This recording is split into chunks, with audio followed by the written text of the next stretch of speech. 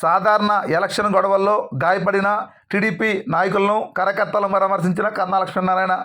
ఇక పూర్తి సమాచారం మేరకు పల్నాడు జిల్లా సత్తెనపల్లి నియోజకవర్గం నగరకల్లు ముప్పాళ్ళ పలు గ్రామాలలో ఎలక్షన్ గొడవల్లో గాయపడిన టీడీపీ నాయకులను కార్యకర్తలను నర్సరావుపేట పట్టణంలో పలు హాస్పిటల్లో చికిత్స పొందుతున్న వారిని కన్నా లక్ష్మీనారాయణ మంగళవారం సాయంత్రం 4 గంటల సమయంలో పరామర్శించారు.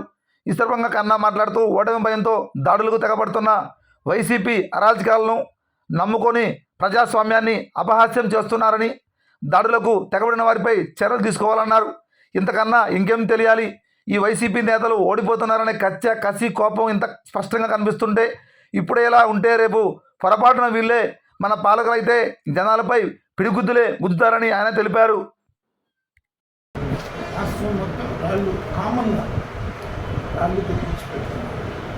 సెంట్రల్ సెక్యూరిటీ కాస్త తెలిస్తే బాగుండేది. ఇప్పుడు మందికి 5 నిమిషం వాళ్ళు బాగా పెంచుకోవచ్చు. అటెండెన్స్ ఉన్న వల్ల ముందు నాకు ఉండేది కదా, కాంగ్రెస్ గవర్నమెంట్ కూడా ఉంటుందే కదా. మేము యాంటీ సోషల్ ఎలిమెంట్స్ అందరినీ కొంచెం సారా ఇదంతా నేను ఒకసారి ఆ ఇంట్లో మొత్తం పోయిపోయినప్పటికీ పెట్టుబడులు పెట్టారు. సారాయణ మెట్టలు వీళ్ళే కొంచెం పెట్టుబడులు పెట్టారు. ఎక్కడికక్కడ పెట్టుబడి యాంటీ సోషల్ ఎలిమెంట్స్ గవర్నమెంట్ మార్గాన్ని ఫస్ట్ 2 మంత్స్లో ఏరే